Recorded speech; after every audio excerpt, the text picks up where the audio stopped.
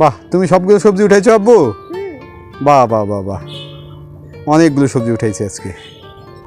Hello viewers, আসসালামু আলাইকুম। আশা করি সকলে ভালো আছেন। দেশ ও দেশের বাইরে যে যেখান থেকে আজকের এই ভিডিও দেখছেন, গ্রিন গার্ডেনিং কেয়ারের পক্ষ থেকে আপনাদের সকলকে জানাই আন্তরিক প্রীতি ও শুভেচ্ছা। ডিয়ার ভিউয়ার্স, আজকের এই ভিডিওতে আমি আপনাদের দেখাবো আমি আমার ছাদ বাগানের কিছু সবজি গাছ থেকে সবজি ওঠাবো। সেই সবজি ওঠানোর ভিডিওটি আপনাদের সাথে শেয়ার করব এবং সেই সবজি গাছগুলোর আমি কিভাবে যত্ন পরিচর্যা করে থাকি সেই সম্পর্কে আলোচনা করব। অতএব ভিডিওটি অত্যন্ত গুরুত্বপূর্ণ হতে চলেছে, তাই ভিডিওটি শুরু থেকে শেষ পর্যন্ত দেখার অনুরোধ রইল।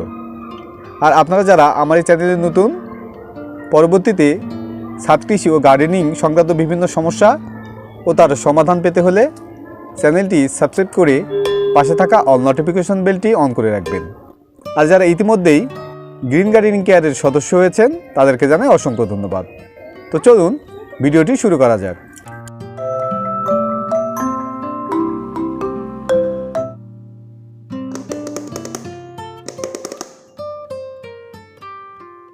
ডিয়ার ভিউয়ার্স, প্রথমে যে সবজিটি উত্তোলন করব সেটি হচ্ছে করলা। এই করলা আমার ছাদ বাগানে এর আগের বছর খুব সুন্দর হয়েছিল, এবছরও খুব ভালো হয়েছে, কিন্তু তীব্র গরমের কারণে গাছের কিছুটা ক্ষতি হয়েছে। তার মধ্যেও বেশ কিছু করলা আমার গাছে ধরেছে। তো দেখা যাচ্ছে একটি করলা পেকে গেছে। এই করলাটি আমি উঠাবো, আর এই করলাটি উত্তোলন করবে আমার ছেলে আয়নবাবু। ও সবসময় যে কোনো ফল হোক সবজি হোক হারভেস্ট করতে খুব পছন্দ করে। আব্বু, তুমি করলা উঠাবা? হ্যাঁ, ওঠাও।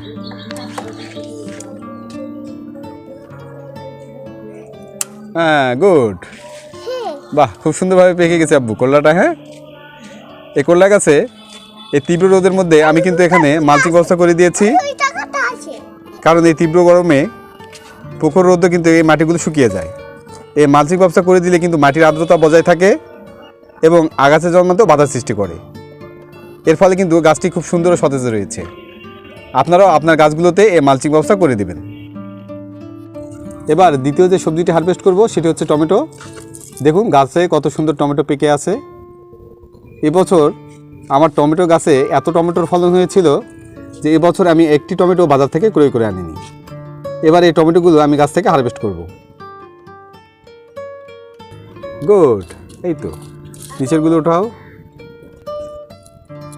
প্রিয় ভিউয়ার্স, এপ্রিল মাসের প্রায় শেষের দিকে প্রায় মে মাস আসতে শুরু করেছে। দেখুন এখনও টমেটো রয়েছে। এই গাছগুলোতে আমি 2 বেলা পানি প্রয়োগ করতাম এবং সবজির খোসা ভেজানো যে তরল জৈব সারটি আছে এটি পানির সঙ্গে মিশিয়ে আমি কিন্তু গাছগুলোতে প্রয়োগ করতাম এবং প্রায় 2 বেলায় আমি গাছগুলোতে স্প্রে করে দিতাম সকালে এবং রাতে। এর ফলে গাছগুলো ভালোই ছিল, কিন্তু এই প্রখর রোদের কারণে গাছগুলো একেবারে শুকিয়ে যাচ্ছে।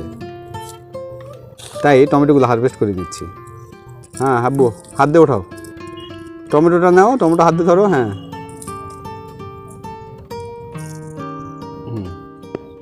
কয়টা টমেটো পারলা আব্বু? কয়টা টমেটো পারছো? সবগুলো পেরে নাও। কয়টা পারছো টমেটো? এই টমেটো তোমাকে ভালো লাগে? হ্যাঁ, পেরে নাও। এই যে আরও আছে, এটাতে আছে। হ্যাঁ, ওগুলো পারো। ইয়েস, খাওয়া যায়। হ্যাঁ, যাবে যাবে, খাওয়া যাবে। এটা আরেকটা আছে, আরেকটা আছে। আসলে ভিউয়ার্স, নিজ হাতে রোপণ করে সে গাছ থেকে ফল পেরে খাওয়ার মজাটাই আলাদা। আপনারাও বেশি বেশি গাছ লাগান, পরিবেশ বাঁচান। এটি হচ্ছে একটি ক্যাপসিকামের গাছ। একটি ক্যাপসিকাম আছে, আর প্রচুর ফুল আসছে গাছটিতে, আরো ধরবে আশা করা যায়। ওকে ওকে, ওটাও ওটাও, সব ওঠাও, সব ওঠাও।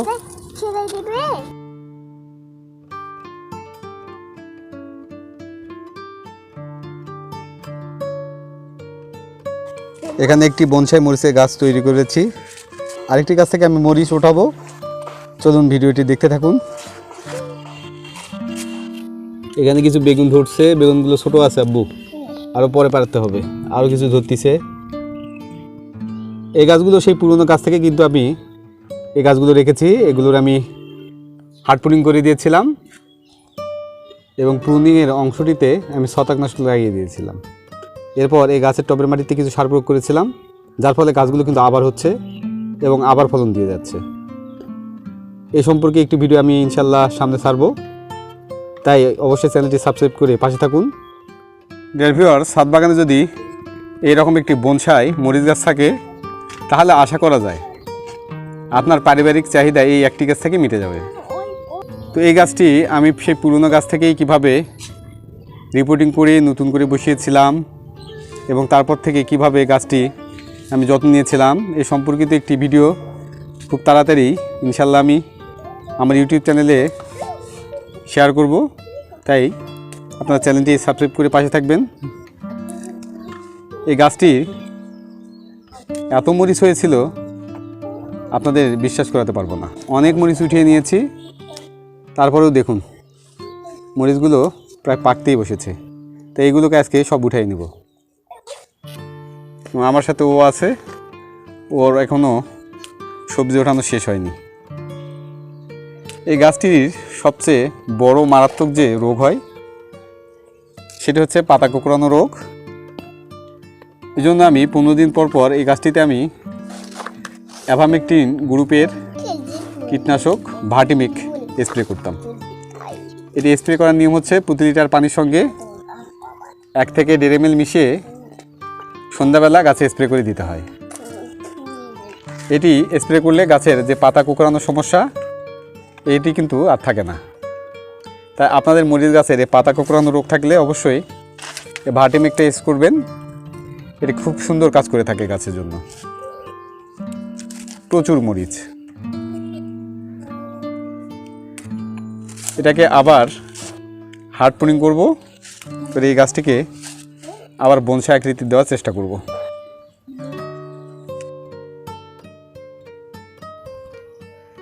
প্রিয় ভিউয়ার্স, আজকে প্রায় অনেক সবজি উৎপাদন করেছি ছাদ বাগান থেকে। আসলে এরকম সবজি নিজ হাতে ওঠানোর তৃপ্তিটাই আলাদা। আব্বু, তুমি অনেক পরিশ্রম করছো, তোমার জন্য একটি সারপ্রাইজ আছে। আসো, কাম হিয়ার। এই যে তোমার জন্য একটি শসা আছে। ওঠাও ওঠাও ওঠাও আব্বু, ওঠাও। দেখে ফেলছো? হ্যাঁ, ওঠাও। তো এই ছিল আজকের ভিডিওটি যদি ভালো লেগে থাকে তাহলে অবশ্যই লাইক ও আপনার সোশ্যাল পেজে শেয়ার করবেন বেশি বেশি। আর পরবর্তীতে গার্ডেনিং ও কৃষি সংক্রান্ত বিভিন্ন ভিডিও পেতে হলে চ্যানেলটি সাবস্ক্রাইব করে পাশে থাকা অল নোটিফিকেশন বেলটি অন করে রাখবেন, যাতে করে গ্রিন গার্ডেনিং কেয়ারের কোনো নতুন ভিডিও আপলোড হলেই সবার আগে আপনি জানতে পারেন। তো দেখা হবে নতুন কোনো এক ভিডিওতে। সেই শুভকামনায় সবাই ভালো থাকবেন, সুস্থ থাকবেন, গ্রিন গার্ডেনিং কেয়ারের পাশে থাকবেন এবং প্রিয় ছাদ বাগানের গাছগুলোর যত্ন নেবেন। তো সবাইকে বাই বাই দাও, থ্যাংক ইউ দাও সবাইকে ভিডিওটা দেখার জন্য। থ্যাংক ইউ দাও। থ্যাংক ইউ দিয়েছে বন্ধুরা, আপনাদের সবাইকে থ্যাংক ইউ দিয়েছে। আব্বু ধরো, এটা ধরো। আল্লাহ হাফেজ।